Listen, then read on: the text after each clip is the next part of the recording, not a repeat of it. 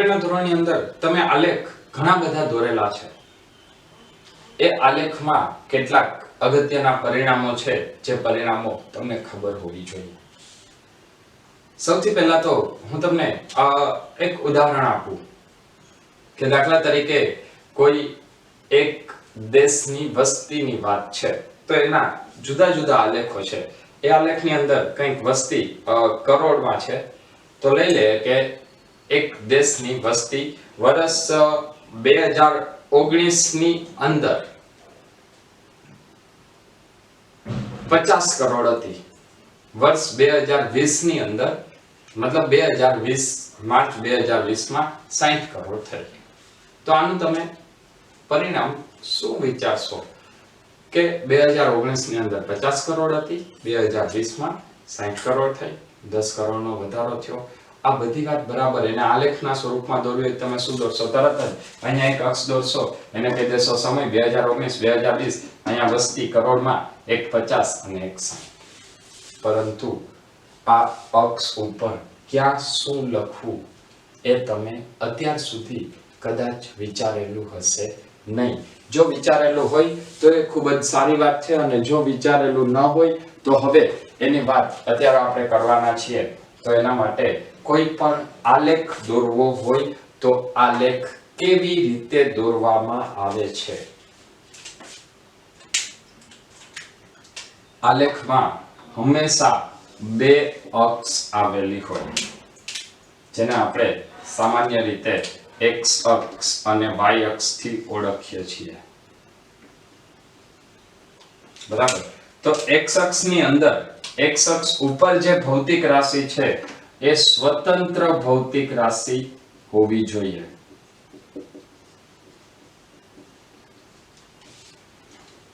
સ્વતંત્ર ભૌતિક રાશિ મતલબ જે બીજા ઉપર આધાર રાખતી નથી. દાખલા તરીકે હું તમને એક એવું ઉદાહરણ આપું કે કોઈ એક પદાર્થ સુરેખ માર્ગ પર ગતિ કરે છે, એ જુદા જુદા બિંદુએ જુદા જુદા સમયે ક્યાં પહોંચ્યો છે એની આપણે વાત કરવાની છે. દાખલા તરીકે 0 સેકન્ડે O ઉપર, 1 સેકન્ડે B A ઉપર, 2 સેકન્ડે B ઉપર, 3 સેકન્ડે C ઉપર.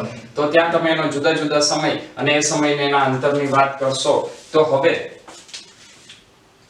સમય એ પોતાની મેળે બદલે છે. એટલે તમે શું કહેશો? આ સમયે પદાર્થ અહીંયા છે.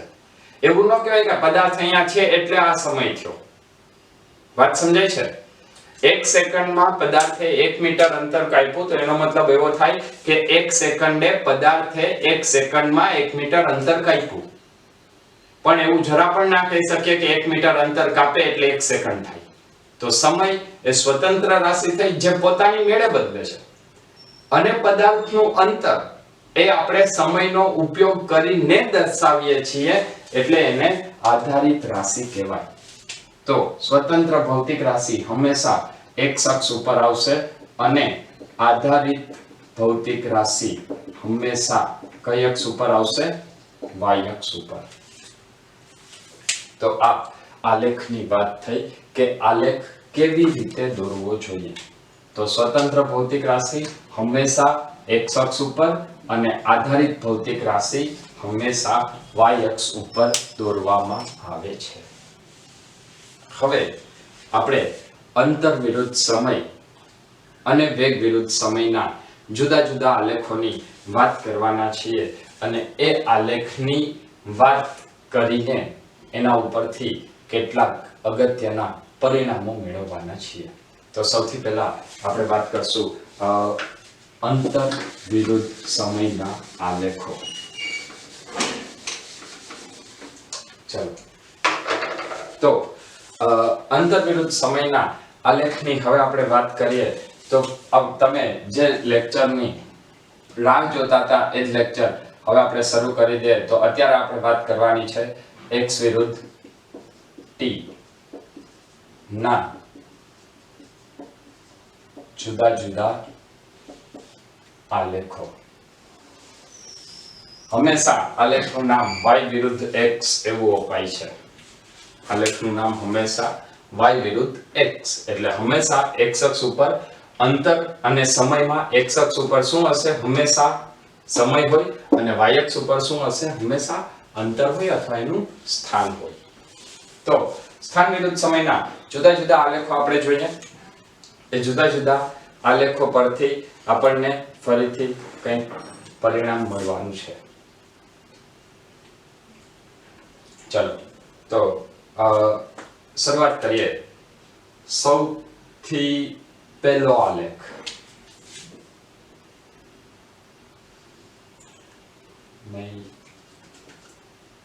એક સરસ મજાનો આલેખ આપણે દોરવા જઈ રહ્યા છીએ x વિરુદ્ધ t નો. અચ્છા, આ આલેખ દોરીએ એની પહેલા હું તમને થોડીક એવી પ્રેક્ટિકલ વાત સમજાવવા માંગુ છું. 2 મિનિટ માટે આપણે માની લઈએ કે આ અંતર દર્શાવે છે. અહીંયા ક્યાંક ઉગમ બિંદુ છે, અહીંયા 1 metre, 2 metre, 3 metre, 4 metre, 5 metre. આ બધા અંતર કેમાં છે? મીટરમાં છે. કોઈ એક પદાર્થ t બરાબર 0 સમયે 3 મીટર ઉપર હતો. તો t બરાબર 0 સમયે પદાર્થનું સ્થાન શું થાય? 3 મીટર. વાત સમજજો, મારે તમને એક કન્સેપ્ટ ક્લિયર કરવો છે. હવે મારે તમને સમજાવવું છે કે કયો આલેખ કેવો થયો અને શા માટે આવ્યો. તો t બરાબર 0 સમયે પદાર્થ ક્યાં છે? x બરાબર 3 ઉપર, એટલે માની લઈએ અહીંયા ક્યાંક x બરાબર 3 આવશે. t બરાબર 0 સેકન્ડ. હવે એ પદાર્થ ત્યાં ને ત્યાં ઊભો છે, મતલબ સમયગાળો પસાર થશે પણ પદાર્થનું સ્થાન બદલતું નથી. એટલે t બરાબર 1 સેકન્ડની જો તમે વાત કરો તો t બરાબર 1 સેકન્ડે પદાર્થનું સ્થાન કયું? 3. t બરાબર 2 સેકન્ડે પદાર્થનું સ્થાન 3. t બરાબર 3 સેકન્ડે 3. તો કોઈ પણ સમયગાળાની તમે વાત કરશો એમાં પદાર્થનું સ્થાન બદલતું નથી. તો આપણને આલેખ કેવો મળશે? સુરેખ અને સમયની અક્ષને સમાંતર. ચલો તો આ આલેખ માટે હવે આપણે કેટલીક વાત કરી લઈએ. સૌથી પહેલા તો આલેખ કયો છે? x વિરુદ્ધ t, અને એનો આલેખ કેવો મળ્યો? સુરેખ. આલેખ સુરેખ. તો એના ઉપરથી આપણે એવું કહી શકીએ કે આ આલેખનો કોઈ પણ જગ્યાએ ઢાળ અચળ છે.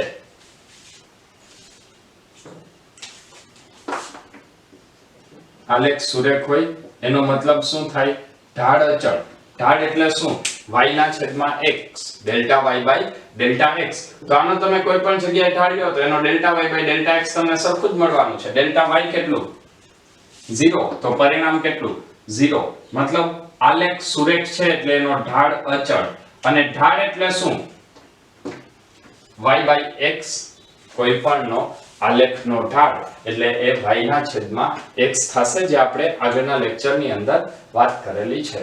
તો રેખાનો ઢાળ એટલે y ના છેદમાં x. તો અહીંયા આલેખ સુરેખ છે, તો આલેખ સુરેખ તો ઢાળ એટલે શું? dx બાય dt અથવા delta x by delta t. અને ઢાળનું મૂલ્ય અચળ. ઢાળ એટલે y ના છેદમાં x હોય તો delta x by delta t એટલે વેગ અથવા પ્રવેગ આપશે. તો x વિરુદ્ધ t ના આલેખમાં ઢાળ અચળ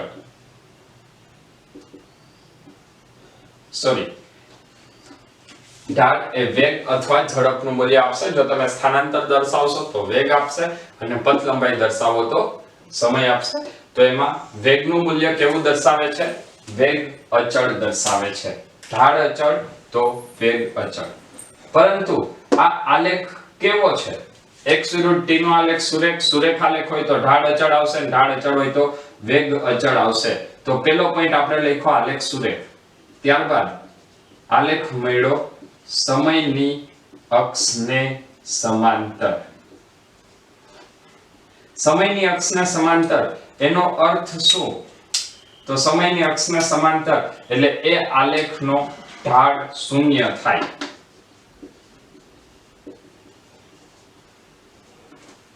અને ઢાળ એ જ વેગનું મૂલ્ય આપે છે. એટલે ઢાળ શૂન્ય હોય તો આ પદાર્થનો વેગ કેટલો થાય? શૂન્ય. અને વેગ શૂન્ય તો પદાર્થ કેવો?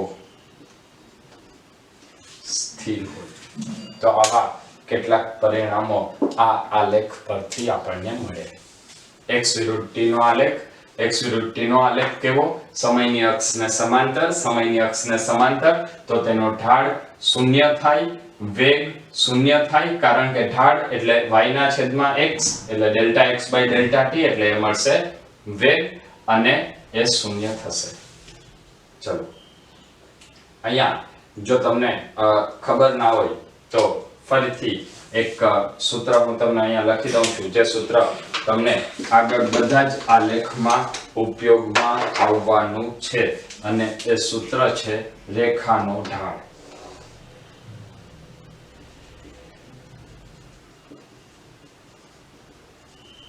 Delta y by delta x, y2 minus y1 ના છેદમાં x2 માઇનસ x1. તો x વિરુદ્ધ t માટે શું થાય?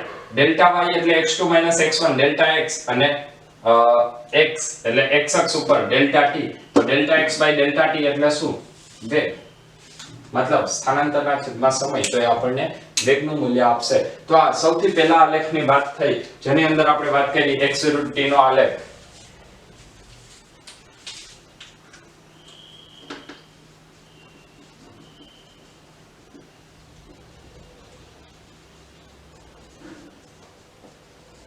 x વિરુદ્ધ t ના આલેખ માટે ઢાળ શું આવશે? Delta x by delta t એટલે વેગનું મૂલ્ય આપે. ચલો આવો હજી એક આપણે બીજો આલેખ લઈએ.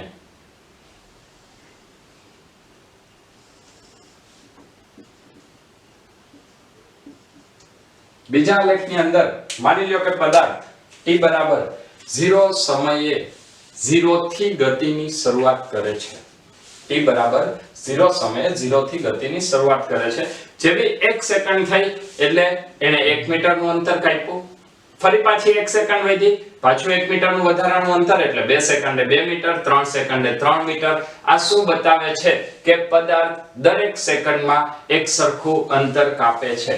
ઓકે, આનો આપણે આલેખ વિચારીએ.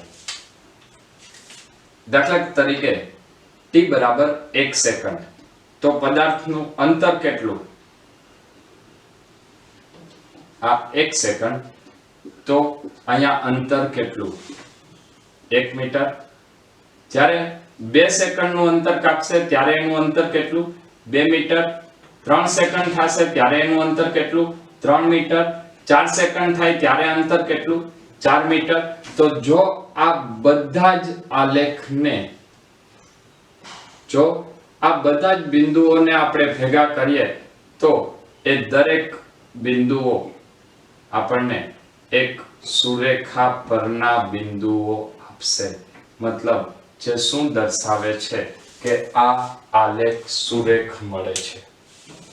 આ આલેખ સુરેખ મળ્યો, પણ એની અંદર શું હતું? તો દરેક વખતે સરખા સમયગાળામાં સરખું અંતર કપાતું હતું, અને સરખા સમયગાળામાં કપાયેલું અંતર સરખું હોય તો તેની ઝડપ અથવા સ્થાનાંતર સરખું હોય તો તેનો વેગ અચળ કહેવાય. તો આના ઉપરથી ફરીથી આપણને એક પરિણામ મળશે. ચલો એ પરિણામને ફરીથી હું રિપીટ કરું છું. સૌથી પહેલા આલેખ કેનો છે? x વિરુદ્ધ t. તો આલેખ કેવો? સુરેખ. આલેખ સુરેખ હોય તો એનો ઢાળ કેવો? અચળ. અને આલેખનો ઢાળ એટલે શું? Delta x by delta t. તો શું લખાય? વેગ પણ અચળ. સૌથી પહેલું પરિણામ આ મળશે. આલેખ સુરેખ તો y ના છેદમાં x એટલે x બાય t અચળ. ત્યારબાદ બીજું પરિણામ, આલેખ કેવા પ્રકારનો છે? સુરેખની સાથે એનો ઢાળ ધન છે.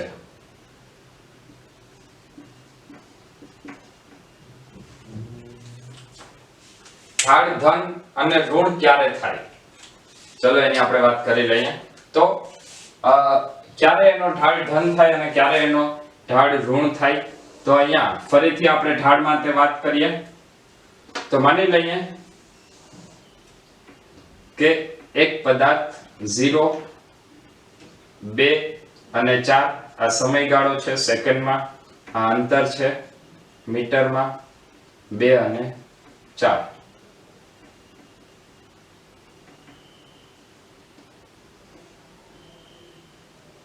બે સેકન્ડે 2 મીટર અને 4 સેકન્ડે 4 મીટરે છે. તો આના માટે તમે ઢાળનું શું કહેશો? ઢાળ એટલે શું? અંતરના છેદમાં સમયનો ફેરફાર. તો અહીંયા રેખાનો ઢાળ કેટલો મળે? તો ઢાળ બરાબર x2 x1 ના છેદમાં t2 t1. x2 એટલે શું? અંતિમ સ્થાન કેટલું?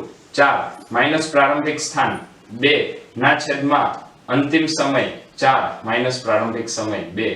મતલબ આનો જે ઢાળ છે એ કેટલો મળશે? 1 મીટર પ્રતિ સેકન્ડ. તો આ એના વેગનું મૂલ્ય આવશે. તો આમાં તમે કોઈ પણ જગ્યાએ લેશો, દાખલા તરીકે 2 અને 3 માટે લ્યો, તો 2 અને 3 માટે અહીંયા શું લખશો? 3 - 2. અહીંયા પણ આવશે 3 - 2, તો જવાબ આવશે 1. દાખલા તરીકે તમે આ આલેખને હજી આગળ વિચારો, 1 અને 0 માટે લ્યો તો 1 - 0, તો સમય પણ આવશે 1 - 0, જવાબ આવશે 1. મતલબ અહીંયા આપણને જે પણ ઢાળ મળે છે એ ઢાળ દરેક વખતે કેટલો મળ્યો? 1 મીટર પ્રતિ સેકન્ડ, જેનું મૂલ્ય કેવું છે? ધન. તો અહીંયા ઢાળ કેવો થાય? ધન. તો આ ધન ઢાળ માટે ફરીથી આપણે કહેશું કે અહીંયા રેખાનો ઢાળ ધન છે, અને જો રેખાનો ઢાળ ધન હોય તો પદાર્થનો વેગ કેવો? ધન. મતલબ રેખાનો ઢાળ ધન તો પદાર્થનો વેગ ધન. તો પદાર્થની ગતિ કેવા પ્રકારની હોય? તો ગતિ ધન અચળ વેગથી થતી હોય. અહીંયા ગતિ કેવી આવશે? પદાર્થ સ્થિર છે. જો આટલી વાત ક્લિયર હોય તો આના ઉપરથી હજી એક ફરીથી આપણે ત્રીજો આલેખ જોઈએ x વિરુદ્ધ t નો.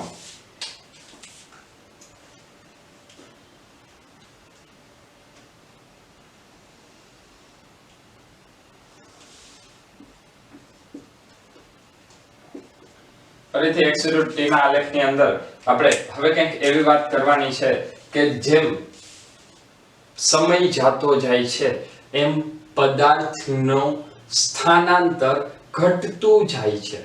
પણ કેવી રીતે? એક સરખી રીતે. એટલે આને આપણે એવી રીતે વિચારી શકીએ કે દાખલા તરીકે, ચલો પહેલા હું એક આલેખ ઉપરથી તમને સમજાવું છું કે પદાર્થે ગતિની શરૂઆત કરી t બરાબર 0 સેકન્ડથી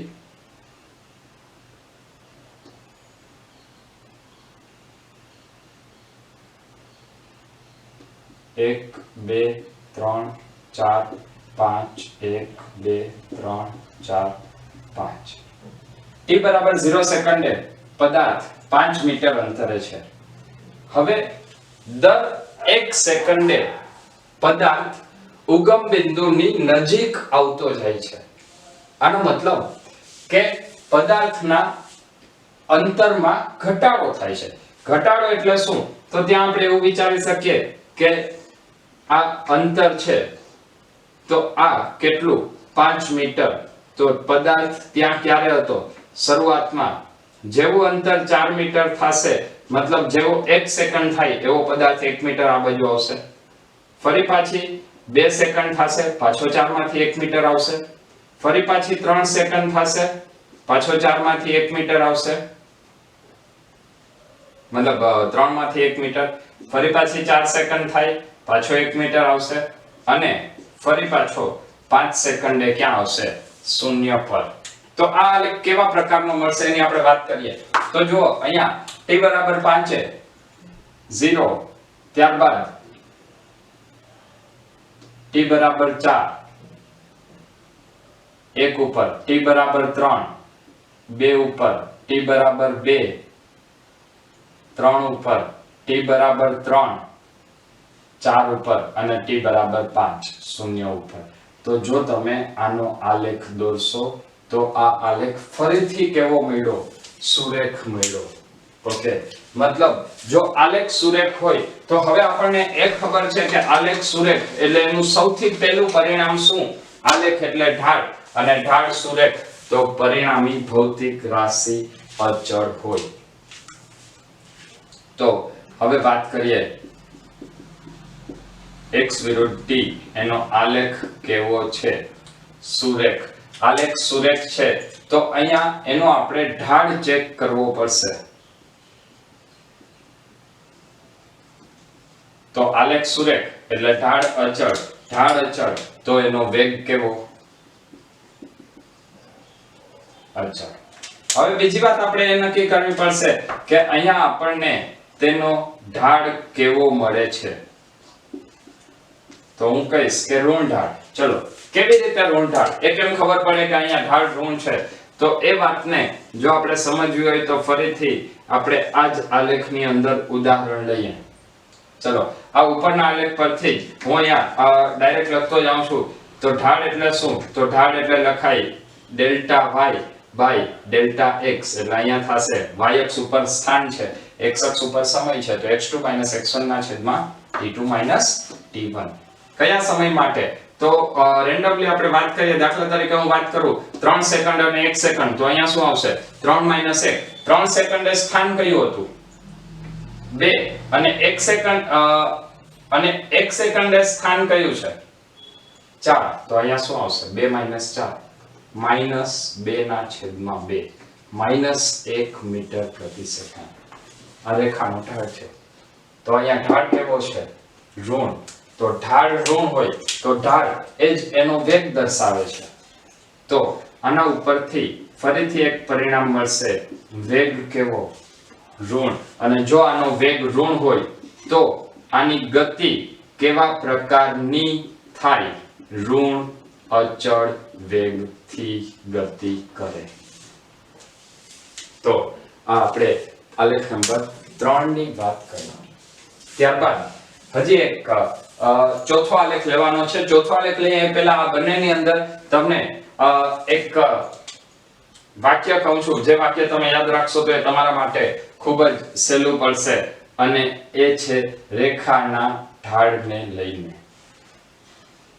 જો સમય સાથે x અક્ષ સાથે y અક્ષમાં વધારો થાય તો ઢાળ ધન, x અક્ષ સાથે y અક્ષમાં ઘટાડો થાય તો ઢાળ ઋણ.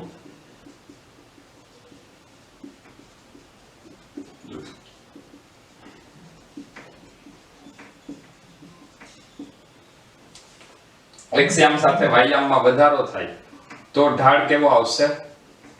ધન આવે. અને જો x યામ સાથે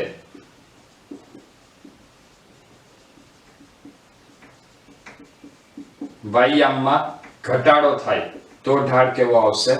ઋણ આવશે.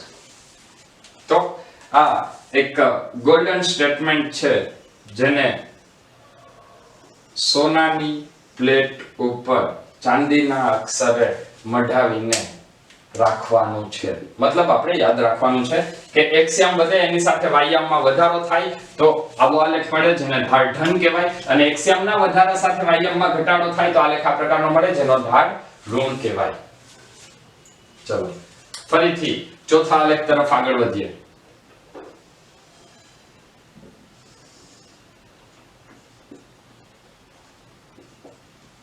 x વિરુદ્ધ t નો આલેખ છે. આ આલેખ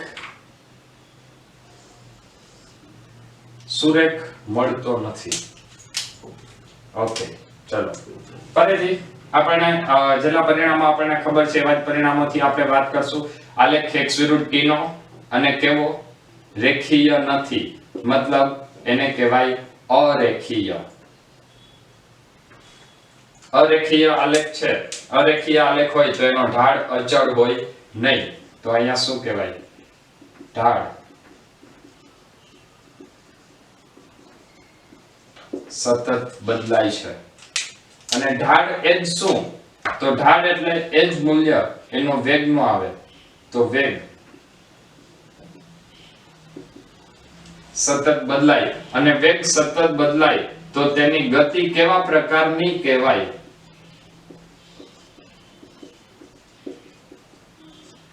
અનિયમિત વેગથી ગતિ કરશે.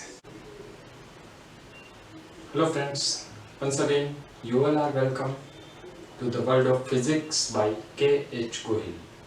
આગળના લેક્ચરની અંદર આપણે જે વાત કરેલી હતી સ્થાન વિરુદ્ધ સમયનો આલેખ, તેના પરથી જુદા જુદા પરિણામો મેળવેલા હતા. એવા જ કંઈક પરિણામોને ફરીથી આજે આગળ વધારશું અને આલેખ પરથી કઈ માહિતી કેવી રીતે મળી શકે તથા આલેખમાં કેટલાક અલગ પ્રકારના આલેખો જોઈ અને આપણે આજના લેક્ચરને આગળ વધારીશું. તો સૌપ્રથમ જે આપણે આગળના લેક્ચરની અંદર સ્થાન વિરુદ્ધ સમયના આલેખ જોયા હતા એવા જ આલેખ સૌથી પહેલા આપણે વેગ વિરુદ્ધ સમયના જોઈશું.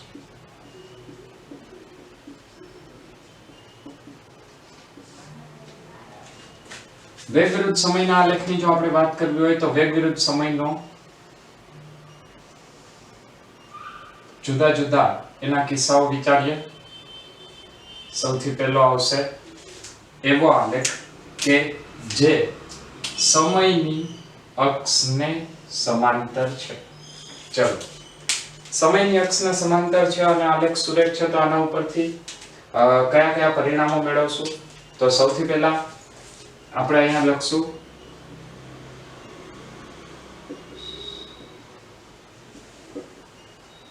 આલેખ કેવો છે? સુરેખ. આલેખ સુરેખ છે તો એનો અર્થ શું થાય? વેગ વિરુદ્ધ સમયનો આલેખ છે તો વેગના છેદમાં સમય એટલે પ્રવેગ આપશે. આલેખ સુરેખ તો પ્રવેગ અચળ. ત્યારબાદ આવશે રેખાનું ઢાળ. રેખાનો ઢાળ તો અહીંયા ઢાળ શું થાય? ઢાળ એટલે y ના છેદમાં x, વેગના છેદમાં સમય, તો ઢાળ મતલબ પ્રવેગ કેટલો છે? 0. તો ઢાળ એટલે પ્રવેગ 0. અને આ ગતિ કેવા પ્રકારની થાય? અચ્છા, આ ઢાળ 0 છે. આ ઢાળ 0 ક્યારે મળે? તો કે આલેખ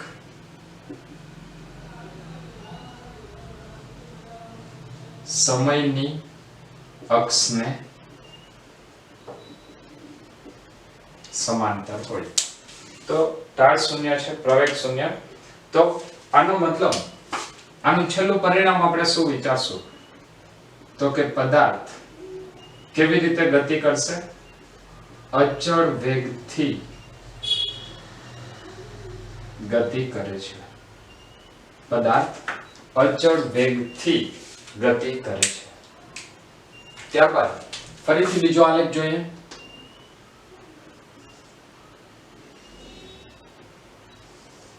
આપણે વાત કરીએ છીએ વેગ વિરુદ્ધ સમયનો આલેખ.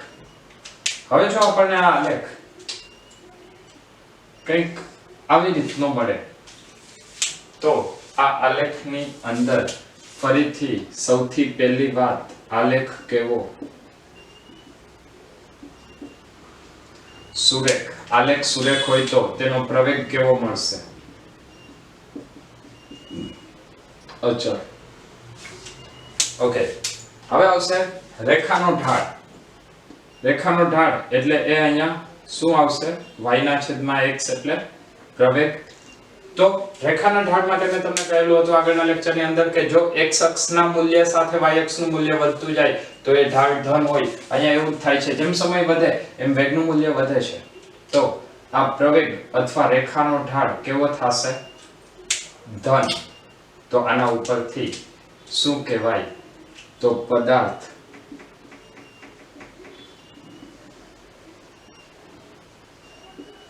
અચળ પ્રવેગથી ગતિ કરે છે. ચલો, જો આટલું ક્લિયર હોય તો આ વાતને હજી થોડી આગળ વધારીએ. આપણે આગળના લેક્ચરની અંદર આલેખને ખૂબ જ સારી રીતે ડિટેલમાં જોયેલા હતા, એટલે આજના લેક્ચરમાં આલેખમાં સેમ કન્સેપ્ટમાં એટલો બધો ટાઈમ નહીં લઈએ, થોડા સ્પીડમાં જોઈ લઈશું જેથી કરીને વધારાના આલેખ જોઈ શકીએ. ત્યારબાદ ત્રીજો આવશે ફરીથી વેગ વિરુદ્ધ સમયનો આલેખ.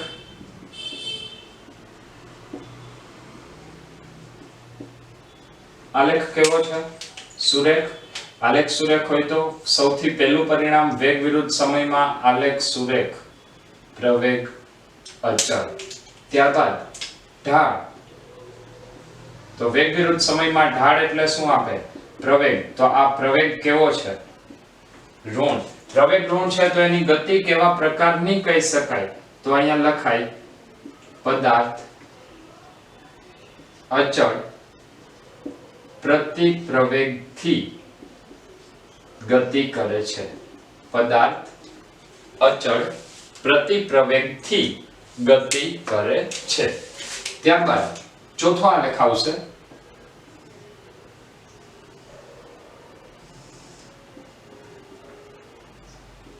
વેગ વિરુદ્ધ સમયની અંદર કે જો આ આલેખ કંઈક અનિયમિત આકારનો હોય,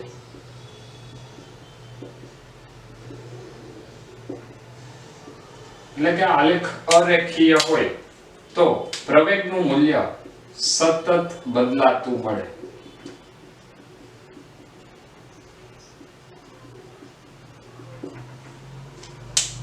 અને આવા પદાર્થ માટે ગતિ અનિયમિત કહેવાય.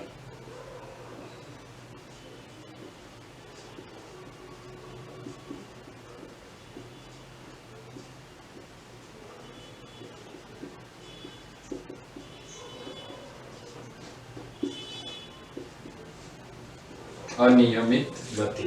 તો વેગ વિરુદ્ધ સમયના આલેખની અંદર આટલી વાત આપણને ખબર હોવી જોઈએ. વેગ વિરુદ્ધ સમયનો આલેખનો ઢાળ એ હંમેશા પ્રવેગનું મૂલ્ય આપે છે. આ જ વાતને જો આપણે ફરીથી થોડી આગળ વધારીએ તો અત્યાર સુધીમાં આપણે અંતર વિરુદ્ધ સમયના આલેખ ઉપરથી વેગનું મૂલ્ય મેળવતા હતા, ત્યારબાદ વેગ વિરુદ્ધ સમયના આલેખ ઉપરથી પ્રવેગનું મૂલ્ય મેળવવું. હવે શું x વિરુદ્ધ t હોય તો x વિરુદ્ધ t ના મૂલ્ય પરથી વધારાની કોઈ માહિતી મળી શકે કે નહીં? હવે આપણે એની વાત કરીશું. તો ફરીથી એક નવા પરિણામ તરફ આપણે આગળ જવાનું છે અને એ આવશે અંતર વિરુદ્ધ સમયના આલેખ પરથી પ્રવેગનું મૂલ્ય.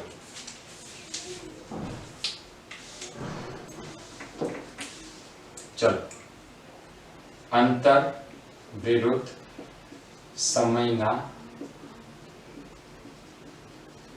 આલેખ પરથી પ્રવેગ કેવી રીતે શોધી શકાય? તો જો આપણે અંતર વિરુદ્ધ સમયના આલેખ પરથી પ્રવેગ શોધવો હોય તો એ પ્રવેગ શોધવા માટે કેવી રીતે પ્રવેગ શોધી શકાય?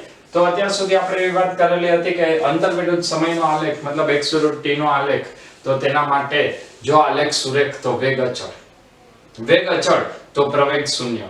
પરંતુ આપણે અહીંયા પ્રવેગ ગોતવાનો છે, આનો મતલબ કે આલેખ સુરેખ હોવો જોઈએ નહીં. જો આલેખ સુરેખ ના હોય તો એના ઉપરથી પ્રવેગ કેવી રીતે મળે? અને એ પ્રવેગ શોધવા માટે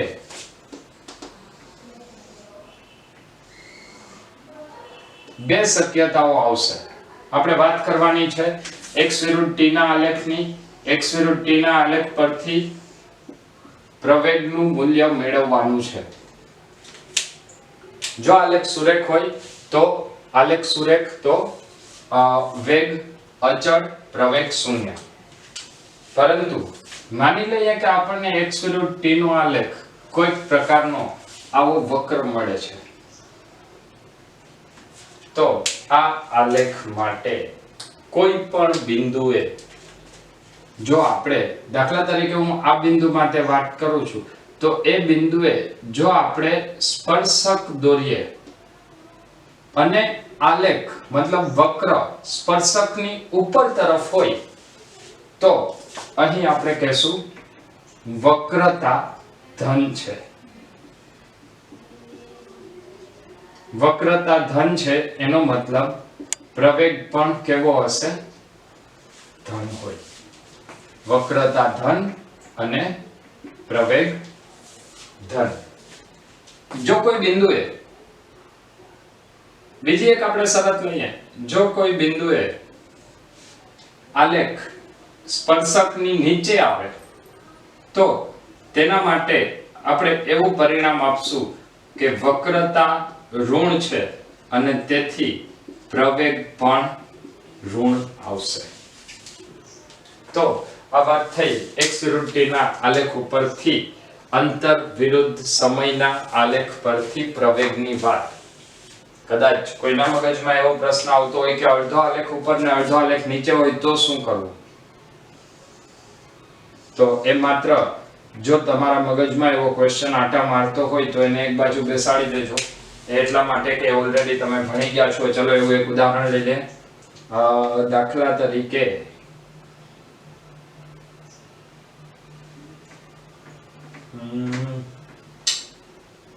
ઓકે ચલો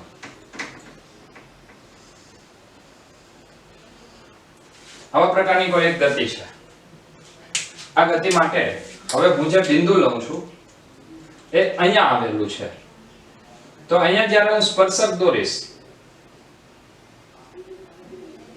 તો આ સ્પર્શક માટે અડધો આલેખ ઉપર છે અને અડધો આલેખ નીચે છે. મતલબ આલેખ બંને બાજુએ છે, વક્ર બંને બાજુએ છે. અને જો બંને બાજુએ વક્ર હોય તો એના માટે આપણે લખશું વક્રતા શૂન્ય. બંને બાજુએ તો જ જઈ શકે ત્યારે એની વક્રતા શૂન્ય હોય. મતલબ આટલા ભાગમાં આલેખ સુરેખ હોવો જોઈએ અને આલેખ સુરેખ હોય તો વેગ કેવો? અચળ. વેગ અચળ તો પ્રવેગ શૂન્ય થાય. તો આ આપણે વાત કરી x વિરુદ્ધ t ના આલેખ પરથી પ્રવેગની. હવે x વિરુદ્ધ t ના આલેખ બાદ હજી કેટલીક બીજી વાતો લઈએ કે જે તમારા મગજમાં ક્લિયર હશે તો તમે આગળ ઉપર દાખલાઓ ગણી શકશો. તો એના માટે હજી એક અગત્યની વાત લઈ લઈએ. x વિરુદ્ધ t ના આલેખ પરથી પ્રવેગ શોધ્યા બાદ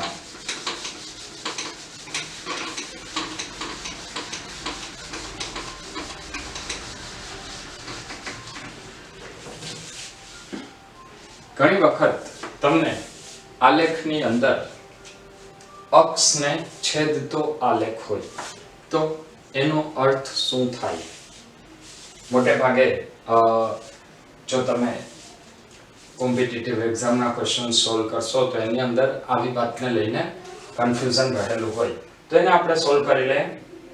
તો હવે હું તમને જે આલેખ કહું છું એ એક અક્ષને છેદતો હોય ત્યારનો x વિરુદ્ધ t નો આલેખ અને એવી જ રીતે વેગ વિરુદ્ધ સમયનો આલેખ જોઈ લઈએ. દાખલા તરીકે તમને આવી રીતે કોઈ આલેખ આપેલો હોય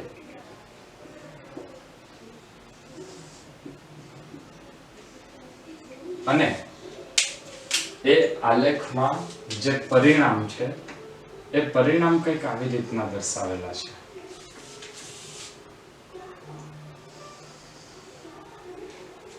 તો બંને આલેખ કેવા છે? સૌથી પહેલા આપણે ક્વેશ્ચનની શરૂઆત કરશું આલેખ સુરેખ.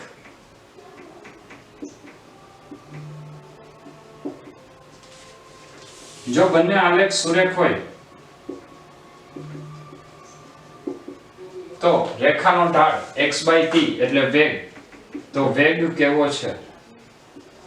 અચળ. અહીંયા રેખાનો ઢાળ એટલે પ્રવેગ. તો આની અંદર પ્રવેગ કેટલો થશે? અચળ. આટલી વાત તમે ભણી ગયા છો. ત્યારબાદ રેખાનું ઢાળ સમય વધે તેમ અંતર ઘટે છે એટલે ઢાળ એટલે કે વેગ એ ઋણ થશે અને અહીંયા ઢાળ એટલે પ્રવેગ ઋણ થાય. ત્યારબાદ જો P બિંદુની વાત કરીએ અથવા કોઈ એક સમય t ની કે જ્યાંથી આ આલેખ x અને v ઋણ દિશામાં જાય છે. મતલબ આ સ્થિતિ કેવી થાય કે પદાર્થ કોઈ t સમયે ઉગમ બિંદુમાં x અક્ષ ઉપર ધન સ્થાનાંતરથી ઉગમ બિંદુ તરફ આવતો તો ને હવે ઉગમ બિંદુને ટપીને ઋણ દિશામાં જાય છે. મતલબ જો આ આલેખને તમે વિચારો તો માની લે કે અહીંયા હું સમય કહી દઉં છું t બરાબર 0 અને અહીંયા સમય કહી દઉં છું t બરાબર t ડેશ. તો સ્થિતિ કેવી હશે? તો આ x અક્ષ આ આવશે x બરાબર ઓકે. શરૂઆત ક્યાંથી થશે? કોઈ એક ધન અંતરથી. તો આ બાજુ ઋણ x અક્ષ, અહીંયા ઉગમ બિંદુ O, તો અહીંયા એ પદાર્થ t બરાબર 0 સમયે છે. ત્યારબાદ કોઈ એક સમય t એ x બરાબર 0 આગળ પહોંચે છે અને ત્યાર પછી અહીંયા t બરાબર t અને ત્યાર પછી કોઈ એક સમય t ડેશ તે ઋણ x તરફ આગળ વધે છે. આનો મતલબ અહીંયા પદાર્થ ગતિની દિશા બદલાવતો નથી, પરંતુ ઋણ દિશામાં ગતિ કરે છે એવો અર્થ થાય. દેખાશે તમને ધન x અને ઋણ x, પરંતુ બંનેમાં ઢાળ સમાન છે એટલે ત્યાં ગતિની દિશામાં કોઈ પણ જાતનો ફેરફાર થવાનો નથી. આ જ વાતને ફરીથી અહીંયા વિચારીએ પ્રવેગ માટે. તો પ્રવેગ માટેની સ્થિતિ શું? તો પદાર્થનો વેગ પહેલા જે હતો એ t સમય સુધી ઘટતો જશે.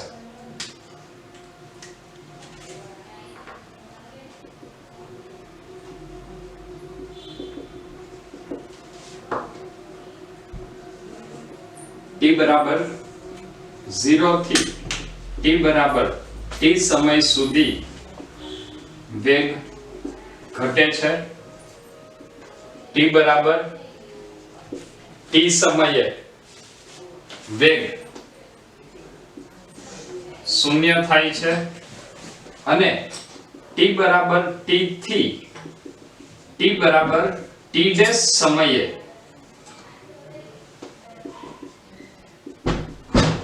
વેગ વિરુદ્ધ દિશામાં વધે છે.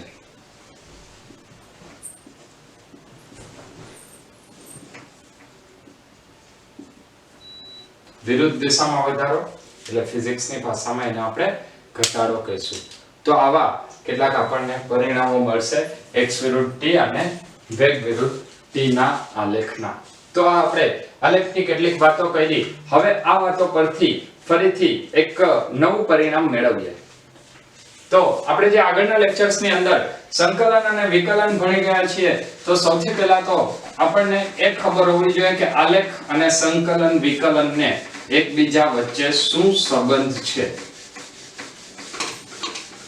તો કોઈ પણ આલેખ જ્યારે દોરવામાં આવે તો એ આલેખ પરથી અત્યાર સુધીના પરિણામોમાં આપણે કેટલાક પરિણામોની ચર્ચા કરી, પરંતુ હવે બે અગત્યના પોઈન્ટ તરફ મારે તમને લઈ જવા છે કે જેના પરથી તમે આલેખની ખૂબ જ વધારે સારી રીતે સમજૂતી મેળવી શકશો.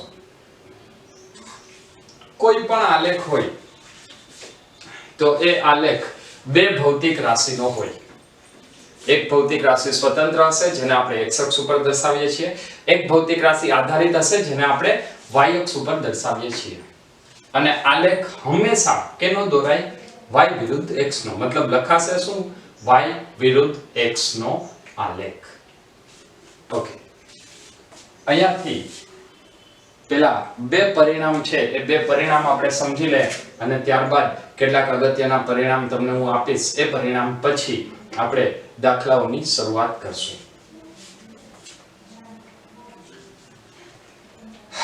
સૌથી પહેલા માની લે કે તમને કોઈ એક આલેખ આપેલો છે. આલેખ અત્યારે હું લઈ લઉં છું વેગ વિરુદ્ધ સમયનો. આ વેગ વિરુદ્ધ સમયનો આલેખ આપેલો છે. એ આલેખ ઉપરથી તમારે કેટલાક પરિણામ મેળવવાના છે. તો એ પરિણામ મેળવવા માટે તમે અહીંયા બે પ્રકારની ગણતરી વિચારી શકો. કયા બે પ્રકારની ગણતરી? તો એક, તમે બંને ભૌતિક રાશિનો ભાગાકાર કરશો.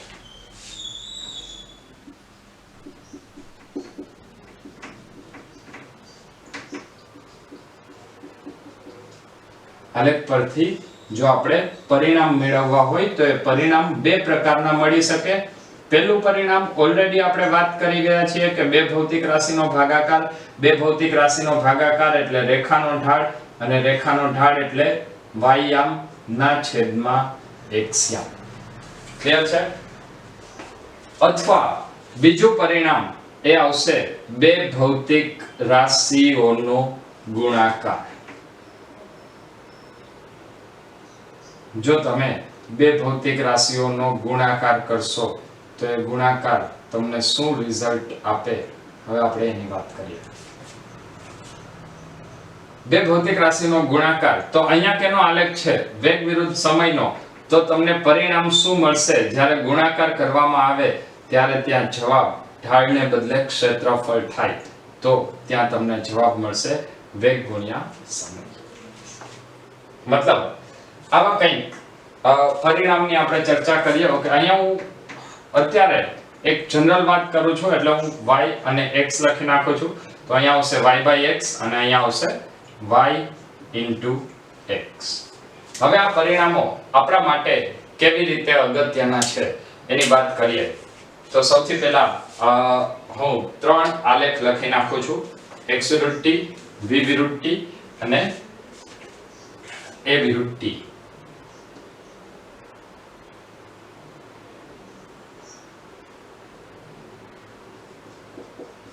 x વિરુદ્ધ t, v વિરુદ્ધ t અને a વિરુદ્ધ t. આ 3 આલેખ પરથી ક્યારે શું પરિણામ મળે એ પરિણામની આપણે હવે પછી ચર્ચા કરવાના છીએ.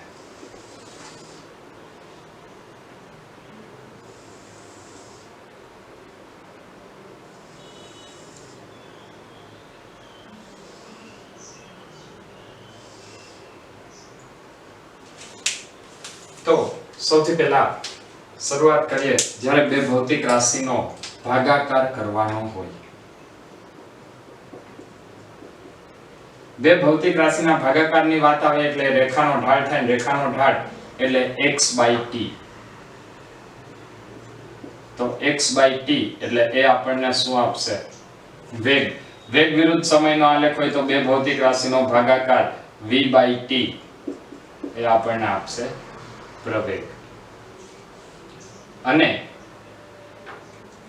જો એકમ સમયમાં પ્રવેગનો ફેરફાર થાય a/t તો એ તમને આપશે જર્ક.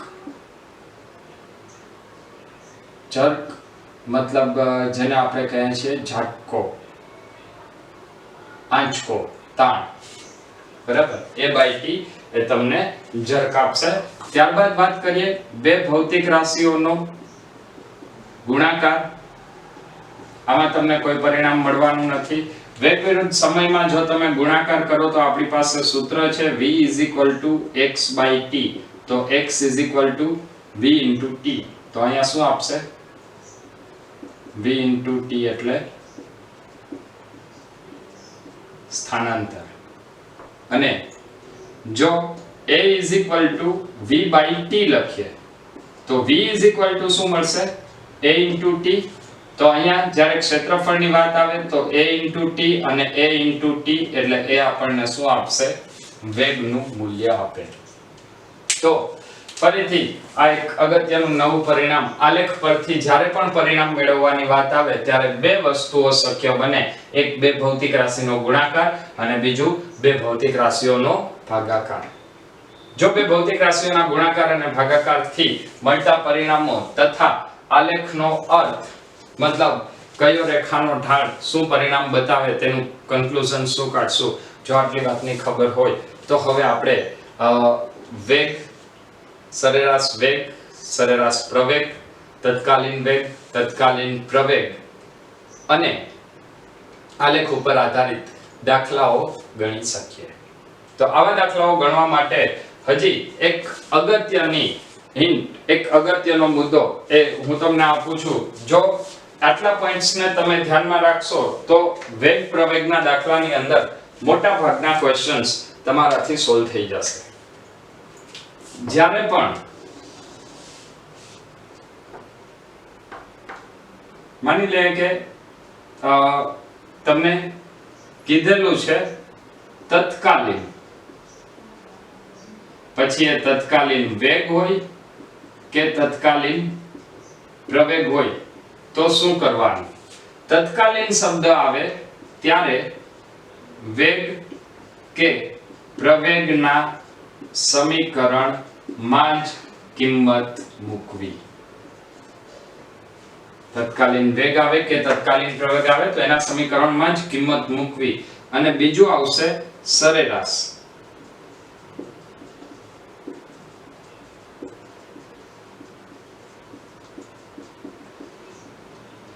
જ્યારે સરેરાશ વેગ કે સરેરાશ પ્રવેગ આવે ત્યારે શું કરવું?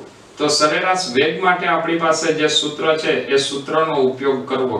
સરેરાશ વેગ બરાબર x2 x1 ના છેદમાં t2 t1 અને સરેરાશ પ્રવેગ બરાબર v2 v1 ના છેદમાં t2 t1. ત્યારબાદ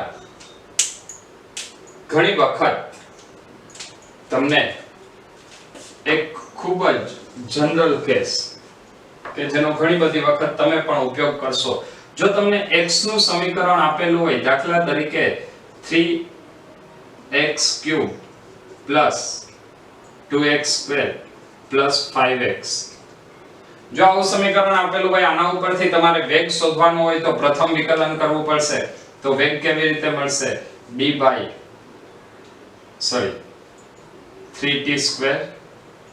3t³ + 2t² + 5t.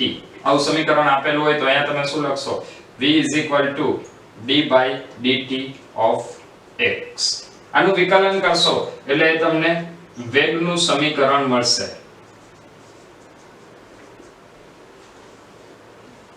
3 3 9 t ની 1 ઘાત ઘટે, 2 2 4 t અને +5.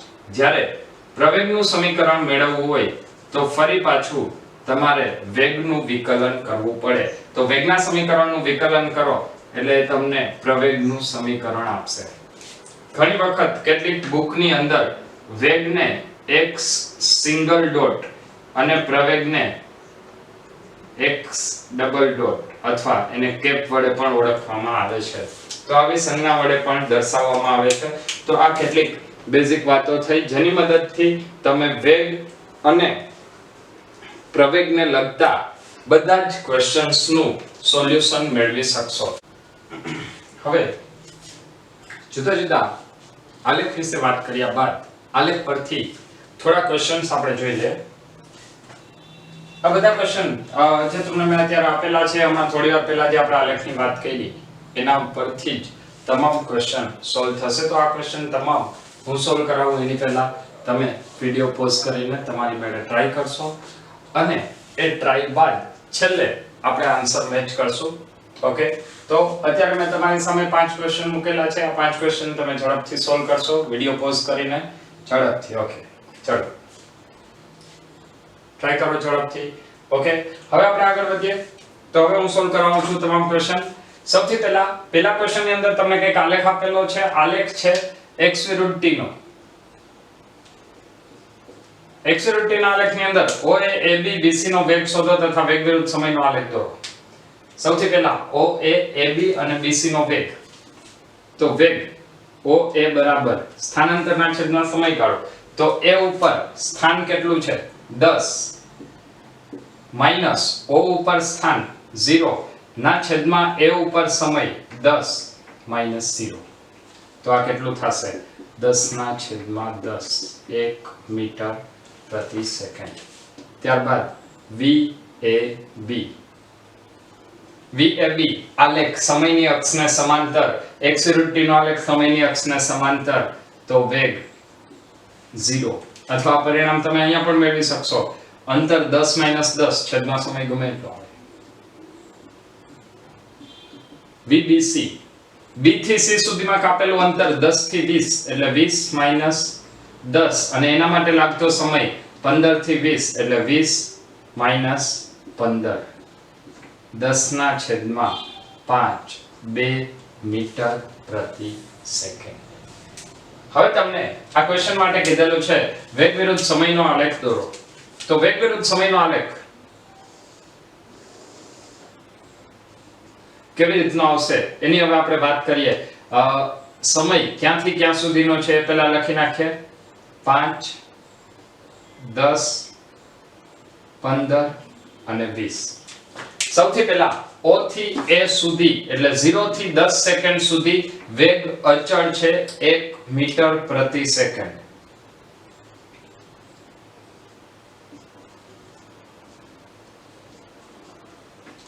થી 10 સેકન્ડ સુધી વેગ અચળ છે. આલેખ સુરેખ વેગ અચળ મતલબ અહીંયા બધા જ વેગ અચળ આવશે. તો 0 થી 10 સેકન્ડ સુધી 1 મીટર પ્રતિ સેકન્ડ ની ઝડપથી આટલા વેગથી જાય છે. ત્યારબાદ A થી B એટલે 10 થી 15 અને ફરીથી B થી C 2 મીટર પ્રતિ સેકન્ડ. આવા સ્વરૂપનો તમને આલેખ મળશે.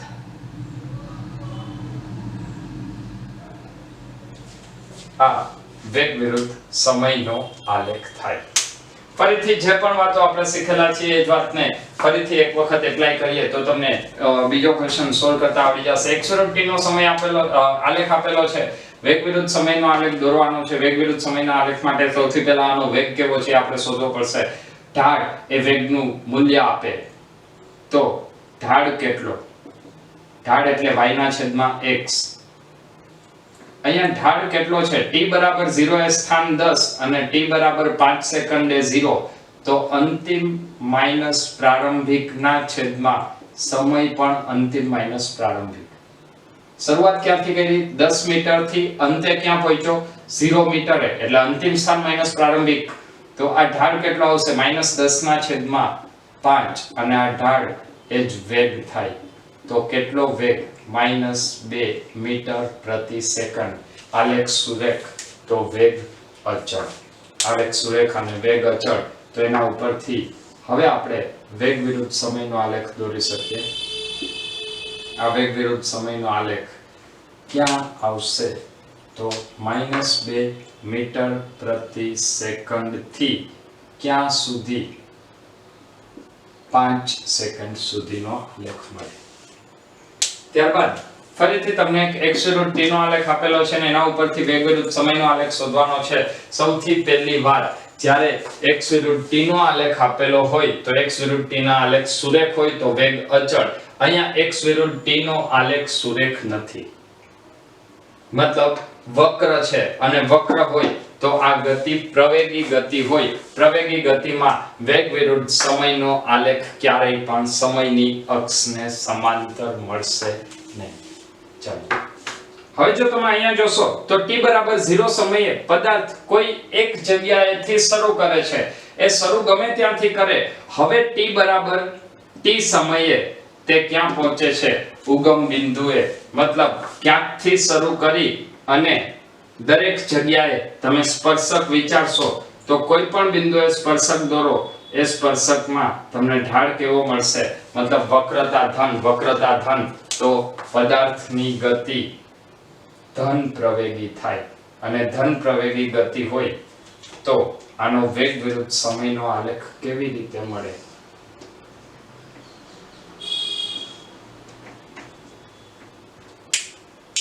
શરૂઆતમાં પદાર્થ કેવો હતો?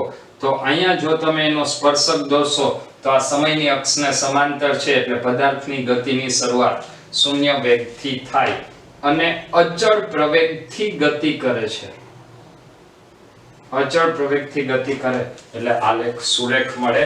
અને ક્યાંથી શરૂ થશે? ઉગમ બિંદુથી શરૂ થાય. ઠીક છે? ચલો ત્યારબાદ ફરીથી એક ક્વેશ્ચન જોઈએ. અહીંયા વેગ વિરુદ્ધ સમયનો આલેખ દોરવાનો છે. વેગ વિરુદ્ધ સમયના આલેખ માટે શરૂઆતમાં પદાર્થ કંઈક વેગથી ગતિ કરે છે. જો પદાર્થ કંઈક વેગથી ગતિ કરતો હોય તો એના માટે હવે આપણે જોવું પડશે કે એ વેગ ધન છે કે ઋણ.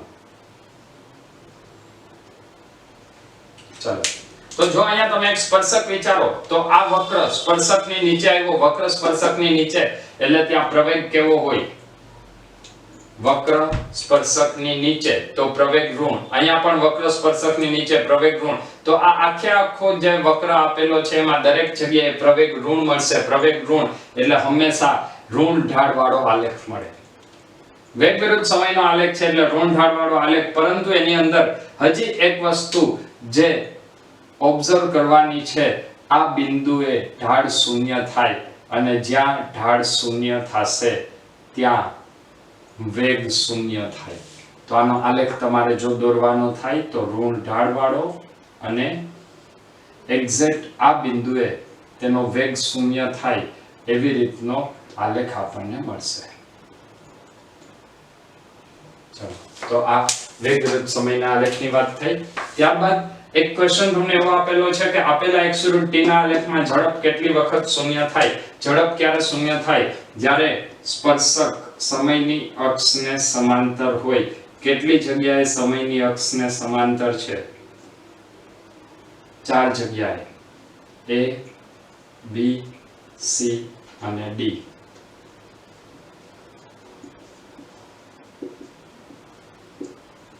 A, B, C અને D બિંદુએ ઝડપ શૂન્ય થશે. અચ્છા, આને એક બીજી રીતે પણ વિચારી શકાય.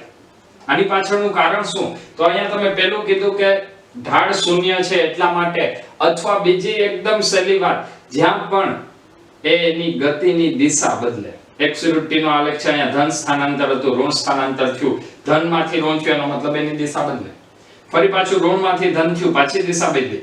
ધનમાંથી ઋણ દિશા બદલે, ઋણમાંથી ધન. એટલે જ્યાં પણ u શેપ આવશે ત્યાં તેની ગતિની દિશા હંમેશા બદલાતી હોય, એટલે ત્યાં ઝડપ હંમેશા શૂન્ય થશે. કેટલાક ક્વેશ્ચન ફરીથી તમારી સામે છે. તમે આ વિડિયો પોઝ કરીને બધા જ ક્વેશ્ચન અત્યારે સોલ્વ કરવાની ટ્રાય કરશો. 1 2 3 ઝડપથી વિડિયો પોઝ કરીને સોલ્વ કરો. ઓકે, ચલો તમે સોલ્વ કરી લીધા હોય તો હવે આપણે ભેગા એક સાથે સોલ્વ કરી લઈએ. સૌથી પહેલો ક્વેશ્ચન છે x વિરુદ્ધ t મતલબ સ્થાનાંતર વિરુદ્ધ સ્થાનાંતર વિરુદ્ધ સમયનો આલેખ છે. આ આલેખ પરથી શું માહિતી મળશે? ચલો, શું તમે લોકોએ વિચારેલું છે આ આલેખ પરથી શું માહિતી મળે? અચ્છા, એ માહિતી શું મળે એની પહેલા હું તમને એક વાત કરી દઉં. દાખલા તરીકે તમે આ બિંદુ ઉપર A થી A અને B સામસામેના બે બિંદુઓ કહી દો, તો જો આ પદાર્થ A થી B સુધી ગતિ કરતો હોય ત્યારની વાત અલગ છે, પણ જ્યારે B થી A સુધી ગતિ કરશે તો એ સમય ઘટતો જાય છે. મતલબ આવો આલેખ શક્ય નથી. શા માટે? કારણ કે B થી A દરમિયાન સમય ઘટે છે, જે શક્ય નથી. ચલો, ક્લિયર છે? તમે ગમે ત્યારે સ્થાનાંતર કે પથ લંબાઈનો આલેખ દોરશો તો તેની અંદર સમયની અક્ષ ઉપર હંમેશા તમે આગળ જ વધશો. સમયની અક્ષ ઉપર ક્યારેય પણ પાછા આવી શકાતા નથી. આ એવું થાય કે હું અહીંયાથી 3 ડગલા આગળ ચાલું તો જે સમયગાળો થશે એ સમય 1 સેકન્ડ કે 2 સેકન્ડ થશે. હવે હું 3 ડગલા પાછો આવું તો એ સમય પાછો 2 સેકન્ડ પહેલા હું જઈ શકીશ નહીં? જવાય, સમય આગળ જ વધવાનો છે. એટલા માટે આ આલેખ શક્ય નથી. મતલબ ક્વેશ્ચન માં આલેખ પરથી કઈ માહિતી મળશે નહીં. ત્યારબાદ કીધું છે પથ લંબાઈ અને સ્થાનાંતર વેગ વિરુદ્ધ સમયનો આલેખ છે. વેગ વિરુદ્ધ સમયના આલેખ ઉપરથી બે માહિતી મળે. ચલો ઝડપથી એક વખત રિવિઝન કરી લઈએ.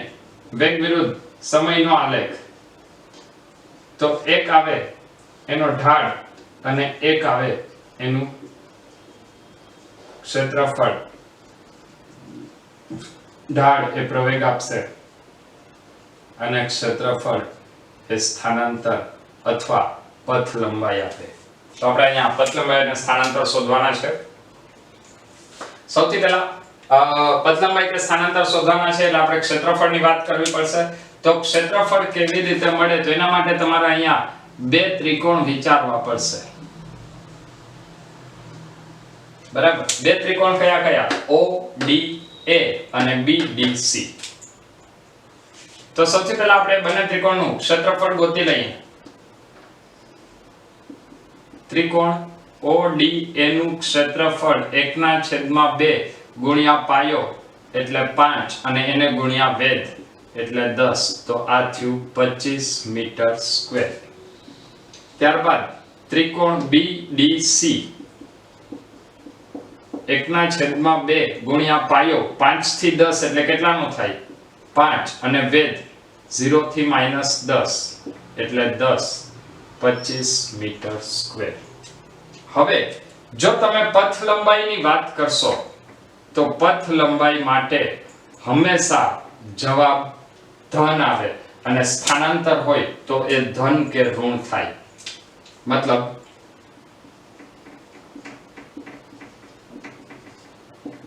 પથ લંબાઈ એ માનાંકમાં 25 વત્તા માનાંકમાં -25 સોરી અહીંયા સ્થાનાંતર મળશે એટલે એકમ મીટર આવશે 50 મીટર મળે. પરંતુ જો તમને સ્થાનાંતરની વાત કરવામાં આવે તો સ્થાનાંતર કેટલું? પહેલા વિભાગમાં +25 અને બીજા વિભાગમાં -25, મતલબ સ્થાનાંતર શૂન્ય થાય. આવો જ એક ક્વેશ્ચન હજી આપણી પાસે છે. વેગ વિરુદ્ધ સમયનો આલેખ છે, તેની અંદર પણ પથ લંબાઈ અને સ્થાનાંતર શોધવાનું છે. પથ લંબાઈ અને સ્થાનાંતર માટે સૌથી પહેલા બંનેનું ક્ષેત્રફળ લેવું પડશે. તો અહીંયા આપણે અહીંયા વિભાગ આપી દઈએ છીએ.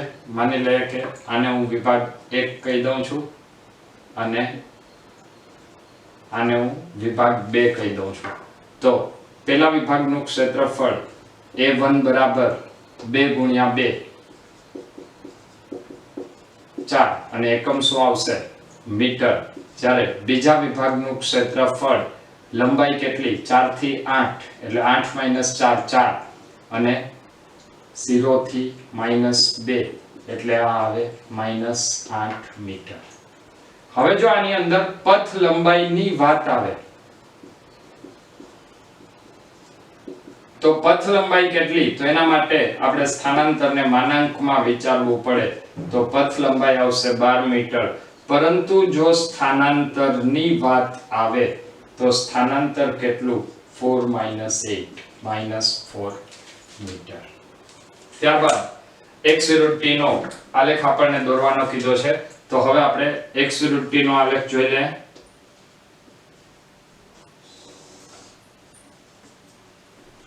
x વિરુદ્ધ t ના આલેખની અંદર સૌથી પહેલા વેગ અચળ છે. કેટલો વેગ? +2 મીટર પ્રતિ સેકન્ડ. કેટલી સેકન્ડ સુધી? 2 સેકન્ડ સુધી. 2 સેકન્ડ સુધી 2 મીટર પ્રતિ સેકન્ડનો વેગ ધન વેગ અચળ છે. ત્યારબાદ વેગ 0 અને ત્યારબાદ -2 મીટર પ્રતિ સેકન્ડનો પહેલા આના માટે x વિરુદ્ધ t ના આલેખ માટે 0 થી 2 સેકન્ડની જો આપણે વાત કરીએ તો 0 થી 2 સેકન્ડમાં શું બતાવે છે? 0 થી 2 સેકન્ડ સુધીમાં તેનો વેગ કેટલો? +2 મીટર પ્રતિ સેકન્ડ. તો t બરાબર 0 થી 2 સેકન્ડ સુધીમાં 2 મીટર પ્રતિ સેકન્ડનો વેગ હોય અને જો એ 0 થી ચાલુ થાય તો એ ક્યાં પહોંચે? 2 મીટર પ્રતિ સેકન્ડનો વેગ 2 મીટર 2 સેકન્ડની અંદર એ 4 મીટર અંતર કાપે.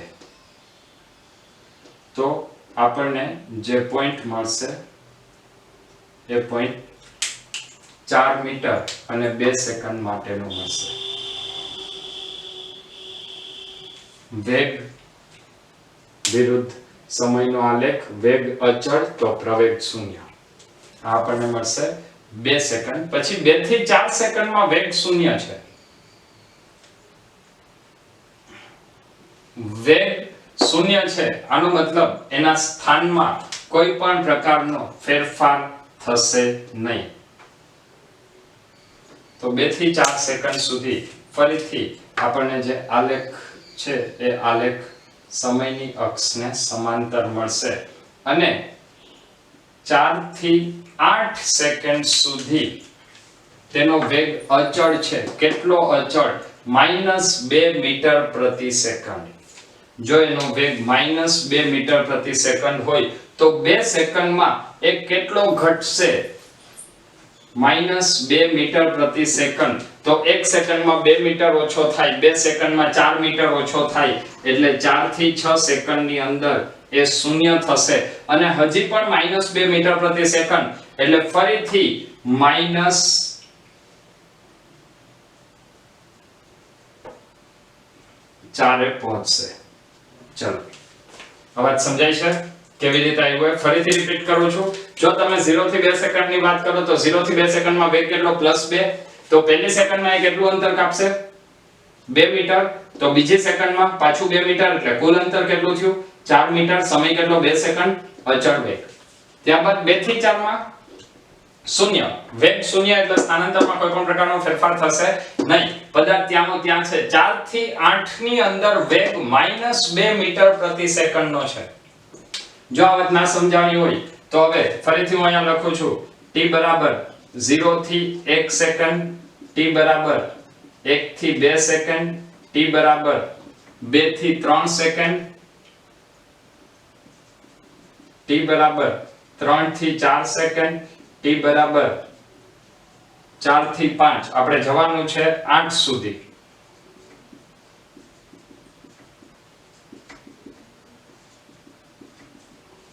ચલો અને એક વખત આપણે વિચારી લઈએ 0 થી 1 સેકન્ડમાં વેગ કેવો છે? ધન.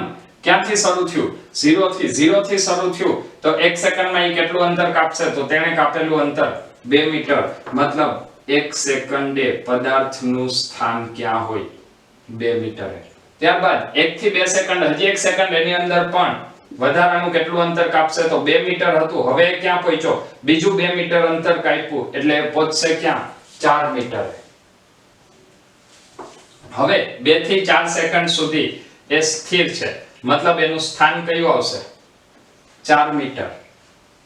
4 સેકન્ડ થી -2 મીટર પ્રતિ સેકન્ડની ઝડપથી ના વેગથી ગતિ કરે છે તો -2 મીટર પર સેકન્ડનો વેગ શું? એનો મતલબ 1 સેકન્ડમાં એનો વેગ 2 જેટલો ઘટે. તો 4 છે એમાંથી 2 જેટલો ઘટે તો કેટલો થાય? 2 મીટર પ્રતિ સેકન્ડ. તો એ 2 મીટર ઋણ દિશામાં આવે. ફરીથી હજી 1 સેકન્ડનો જો એને સમયગાળો આપવામાં આવે તો એ 0 મીટરે પહોંચશે. મતલબ અહીંયા 6 એ પહોંચે. ફરીથી જો એને સમયગાળો આપવામાં આવે તો એ હવે વિરુદ્ધ દિશામાં જશે અને અંતે ક્યાં પહોંચે? -4 મીટરે પહોંચે. તો ત્યાં સુધી બધા મહેનત કરતા રહ્યો. Wish you all the best.